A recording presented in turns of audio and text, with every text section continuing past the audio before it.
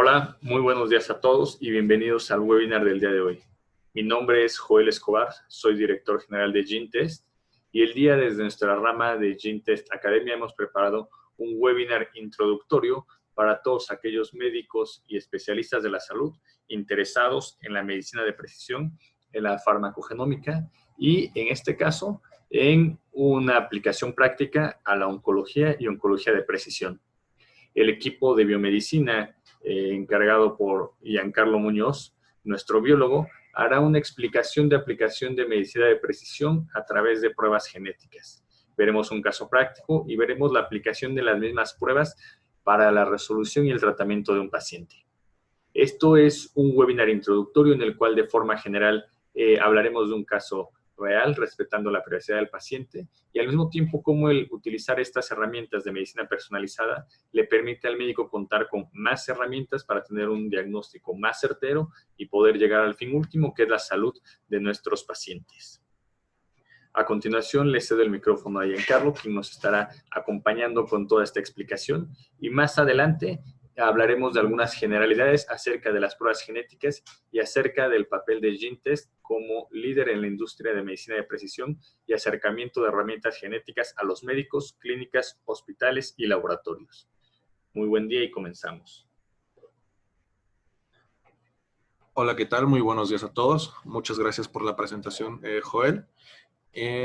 Vamos a iniciar con el caso que les acabamos de comentar, justamente una aplicación en la rama de la oncología, en esta especialidad sumamente interesante y de constante innovación. El caso que vamos a abordar el día de hoy, el título de manera formal es Aplicación de la prueba de GeneTest Cancer Carrier en un caso de mutación del gen BRCA1 y, bueno, específicamente asociado a cáncer de ovario, ya que normalmente se conoce que se asocia a cáncer de mama.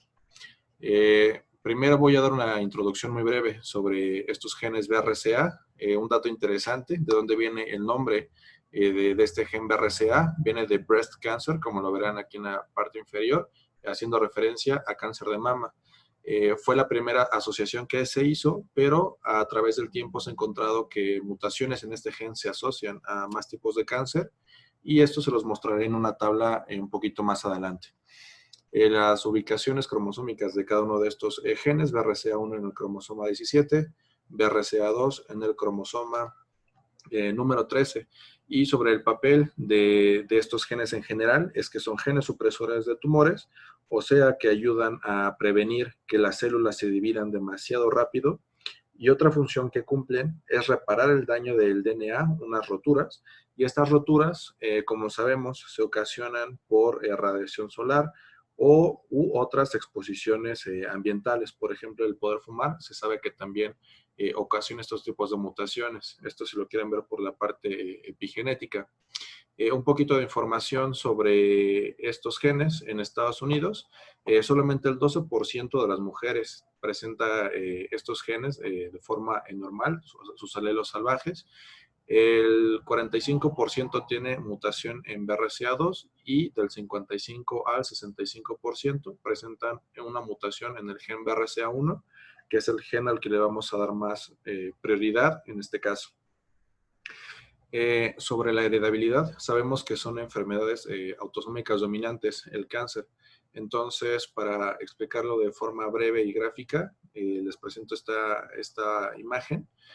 Por ejemplo, se tienen los gametos de los padres, entonces al presentar el espermatozoide la mutación o el óvulo al presentar la mutación, se va a presentar la mutación en el embrión, y al presentar el embrión se va a presentar en todas las células del cuerpo. Entonces, solamente la mitad de los gametos presentan esta mutación. Por eso es que se dice que si uno de los padres tiene cáncer, existe un 50% de probabilidad de que lo hereden los hijos. A partir de esta introducción, vamos a iniciar con el caso clínico. Este caso es de una mujer de 38 años, es una profesora, tiene un hermano, una hermana, es casada, tiene 2 hijas de 6 y 9 años, respectivamente.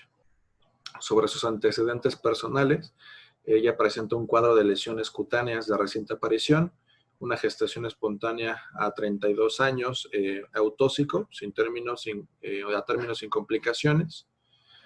Respecto a los antecedentes familiares, que siempre son muy importantes, especialmente hablando del cáncer. Su madre ha padecido cáncer de mama a los 50 años y dos parientes, una abuela y una tía materna, han desarrollado también cáncer de ovario y ninguna de ellas ha fallecido por este proceso oncológico. A partir de esto vamos a avanzar con los datos actuales.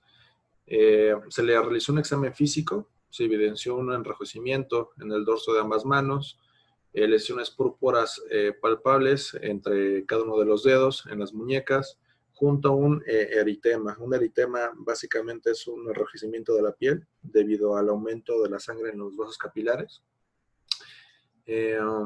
Después, estos eritemas evolucionaron hacia un proceso inflamatorio doloroso en una exploración física. Aparecieron lesiones en ambos muslos y, bueno, se tiene una sospecha de que esta paciente tenía dermatomiositis. Entonces, poco a poco vamos a ver en este caso los posibles diagnósticos que se le tenían a esta paciente y cuál fue la conclusión. Este cuadro, como les comenté, fue empeorando progresivamente en el transcurso de un mes, se extendió al resto del cuerpo, se asociaba a una astenia generalizada. Esta astenia simplemente es una fatiga general, algias musculares, o sea, dolores, y resistentes a tratamiento médico. Entonces, se le daba medicamento y seguía con estos dolores y con este cansancio.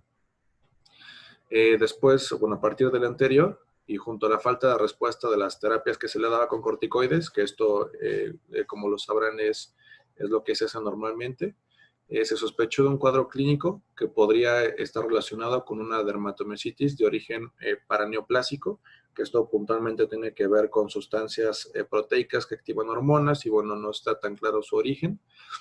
Y, bueno, esto obliga a realizar una exploración más extensa y más exhaustiva, y a partir de ello se pudo observar una adenopatía laterocervical izquierda, de la cual les presento en esta radiografía.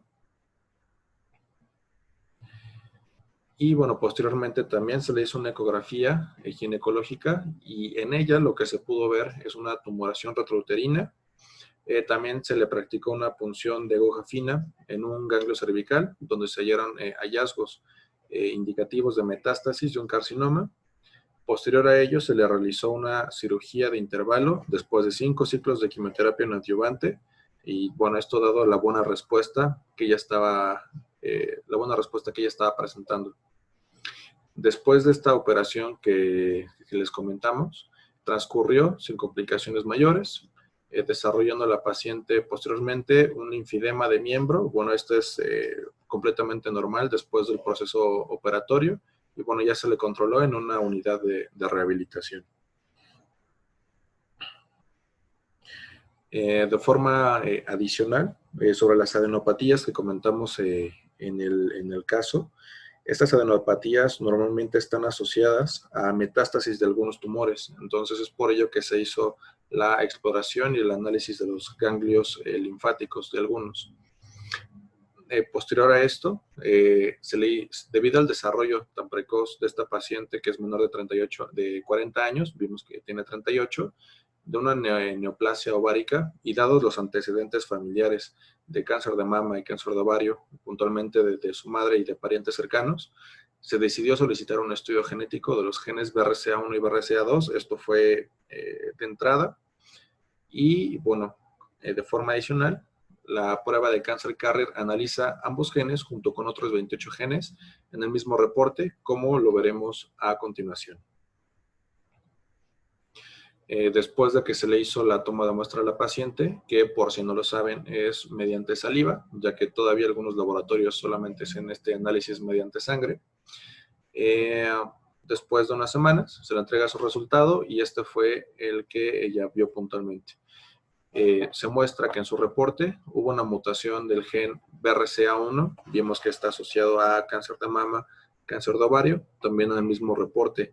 Aquí lo indica brevemente, que existe un riesgo más incrementado a padecer estos dos tipos de cáncer, y también el reporte nos da más información sobre la mutación hallada. Fue en el gen BRCA1, Bueno, sabemos que está en el cromosoma 17, también lo mencioné al inicio de la presentación. En el cromosoma 17, que está el gen BRCA1, en el nucleótido 181, una sustitución se encontró de timina por una guanina, y al ser esta sustitución de timina por una guanina, hay un cambio en la expresión de la proteína. El cambio en la proteína se menciona puntualmente, cuál es la cigosidad, es heterocigoto, y el cambio en estas proteínas, y ya puntualmente en el gen BRCA1, se clasifica como patogénica. De forma adicional, también como comenté, se analizan otros 29 genes asociados a 8 tipos de cáncer, también es para que lo sepan, pero en estos no se encontró alguna mutación.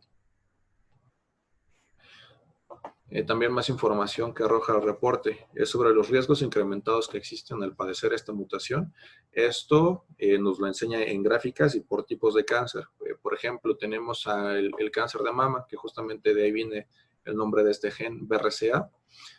Por ejemplo, una mujer de 30 años tiene cerca del 3%, 3% aumentado de padecer este cáncer, y en contraste con una mujer que no lo tiene. Pero bueno, se ve más la diferencia, por ejemplo, en una mujer de 80 años que tiene un riesgo muy bajo de padecer cáncer de mama, pero cuando presenta una mutación en BRCA1 específicamente, incrementa muchísimo, hasta cerca de 80% el que ella padezca este cáncer. Y así es con los demás tipos de cáncer. Por ejemplo, también el de ovario, que es el que es de interés respecto a este caso, podemos ver que hasta una mujer de 80 años tiene un riesgo mínimo de padecer un cáncer de ovario, pero cuando presenta una mutación incrementa a más del 54%. También se nos menciona en el reporte que existe un riesgo incrementado a padecer otros tipos de cáncer, por ejemplo el pancreático. El riesgo promedio de una mujer es menor al 1%, pero cuando se presenta una mutación es un riesgo elevado del 3 al 5%.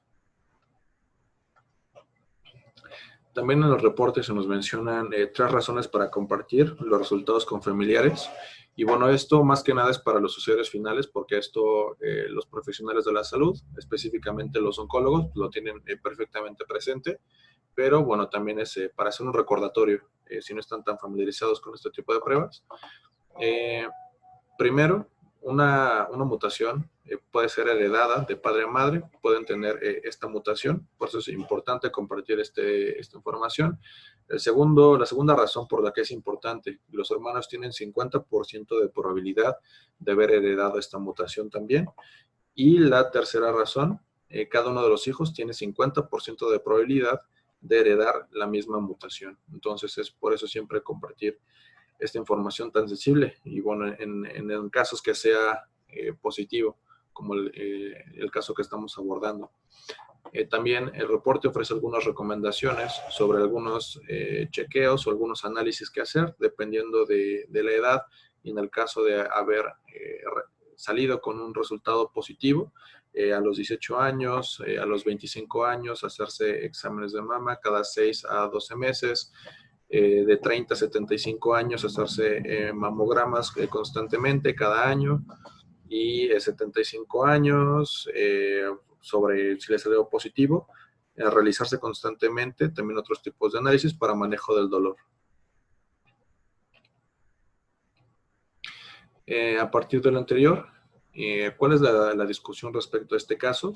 Bueno, y como dato adicional también, sabemos que el cáncer de ovario ocupa el 7º lugar en incidencia a nivel mundial y el 5º en mortalidad en la población femenina, lo que supone la mayor tasa de mortalidad de todos los cánceres de tipo ginecológico. Sobre la dermatomiositis, que también vimos que estaba presente en esta paciente, que esta dermatomiositis es una enfermedad muscular que involucra inflamación y erupciones en la piel. Bueno, respecto a este padecimiento, y cuando es paraneoplásica, se dice que en torno a un 15 al 25% de los casos, y siendo el cáncer de mama la neoplasia más asociada a la dermatomiositis, paraneoplásica a nivel europeo. Y sobre la contraparte, el otro gen que se suele ordenar o se suele pedir su análisis cuando se pide el análisis del gen BRCA1 va conjunto con BRCA2. Como comenté, ambos son supresores de tumores y estos confieren en promedio un riesgo del 45% de que se desarrolle cáncer de mama y un riesgo del 10% de desarrollar cáncer de ovario. En el caso de esta paciente, a pesar de que ya se le había extirpado un tumor, se le realizó una prueba genética para saber si alguna mutación en los genes de la paciente podría ocasionar en un futuro una nueva aparición de cáncer. Es por eso que justamente se decidió realizar la prueba y vemos que si sale positivo, por lo tanto, hay un riesgo incrementado. El riesgo de desarrollar también un cáncer de ovario metacrónico, o sea, después de que ya haya ocurrido una primera vez, es mayor en mujeres con cáncer de mama de aparición temprana, menores a 40 años cuando se les diagnostica, o que hayan tenido antecedentes familiares de cáncer de mama y o cáncer de ovario. También un punto muy importante y respecto a este caso es que en ese entonces solamente se había ordenado el análisis de genes BRCA, digamos el BRCA1, BRCA2, pero lo importante es también conocer que mutaciones en estos genes no solamente están asociados a un tipo de cáncer, sino a varios. Por ejemplo, el gen BRCA1 está asociado a cáncer de mama, cáncer de ovario, a pancreático y a cáncer de próstata. El BRCA2, que no se analizó, pero bueno, también se analizó, pero no presentó mutación, está asociado a cáncer de mama, de ovario, melanoma, pancreático y también de próstata. Entonces es importante conocer esta información también para que no nos quedemos con que solamente un gen está asociado a un tipo de cáncer. Y también en el caso de esta paciente, si lo que se quería conocer era el riesgo que tenía de padecer cáncer de ovario, pues no solamente se analiza BRCA1, sino que ya hay información sobre BRCA2, MLH1 y todos estos demás genes que están en esta tabla. Entonces, con esto podemos tener un diagnóstico mucho más completo y por lo tanto más certero. A partir de la información presentada, llegamos a la sección de las conclusiones. Entonces, el estudio genético arrojó resultados positivos en cuanto a la mutación del gen BRCA1, indicando un riesgo elevado a presentar ciertos tipos de cáncer. Se realizó un análisis de los 29 genes más que presenté en la tabla anterior, y entre los cuales están 12 genes más que están asociados a la expresión de este cáncer. Entonces, digamos que si solamente se hubiera pedido analizar BRCA1 y BRCA2, hubiese sido un análisis incompleto, ya que se conoce muchísima más información de otros genes involucrados y de forma hipotética. Aunque esta paciente presentara una mutación en los 13 genes asociados, aún así podría no presentar el cáncer de ovario, puesto que estos genes solo incrementan el riesgo, mas no representan un diagnóstico. Y es algo muy importante también de saber sobre esta prueba, que no representa un diagnóstico. Y ya después de este caso, ya para darle seguimiento y cierre puntualmente, las exploraciones mamarias y los controles ecográficos, que también se sugerían en este mismo reporte, y también los estudios mamográficos anuales muestran una ausencia de hallazgos sugestivos de malignidad, o sea que ya no se encontró en ningún proceso tumoral presente. Y bueno, esto al igual que en el control semestral de marcadores tumorales con valores dentro de lo normal. Entonces ya no hubo ningún problema, se hizo la prueba, aunque aquí se implementó la medicina genómica de forma reactiva, pero lo importante es que le funcionó el poder realizar esta prueba genética llamada Cancer Carrier. Si tienen alguna duda o algún comentario, pueden escribirlo por el chat para poder atenderlo. Y eso sería todo por la parte del webinar de hoy. Ian, muchas gracias por tu tiempo y por este caso práctico. Algunas especificaciones acerca de este webinar. Sabemos que la gran mayoría de las personas que el día de hoy están conectados o que están escuchando este webinar por primera vez son personas, son médicos o especialistas de la salud que posiblemente no estén familiarizados con la medicina de precisión. Desde ese lado, tengan la confianza de que nosotros somos la empresa líder que nos encargamos de precisamente acercarle estas herramientas genéticas y darle capacitación y acompañamiento mientras usted la aplica con sus pacientes. Entonces, sepa que nosotros estamos aquí en la Ciudad de México, pero tenemos presencia en toda la República Mexicana y tratamos con médicos de todas las especialidades. En este caso hablamos de un tema oncológico, pero trabajamos con más de 150 médicos afiliados en el país de todas las especialidades. Temas psiquiátricos, donde también es importante conocer la medicina de precisión para los tratamientos. Temas de ginecología, con pruebas del virus del papiloma humano, con pruebas de portadores de enfermedades genéticas y herramientas genómicas avanzadas como Exoma para diagnóstico de enfermedades raras o de difícil diagnóstico, en donde vamos a ir directamente a buscar la ausencia o presencia de un gen para un diagnóstico de una enfermedad mendeliana. Entonces, este webinar es tan solo un adelanto o una pequeña probada de todas las herramientas con las que contamos y de todas las herramientas académicas que ponemos a su disposición. Si ustedes tienen más interés en conocer acerca de la medicina de precisión y quieren aplicarlo en su práctica clínica, les dejamos nuestros datos de contactos, que son los que están aquí apareciendo, a.clientes@genetest.mx, nuestro WhatsApp, en donde con gusto en tiempo real podemos responder todas sus dudas, así como nuestro sitio web, para que se acerquen a nosotros y nos pregunten. Y al final del día, como decimos, si hablas de genética, hablas de Genetest.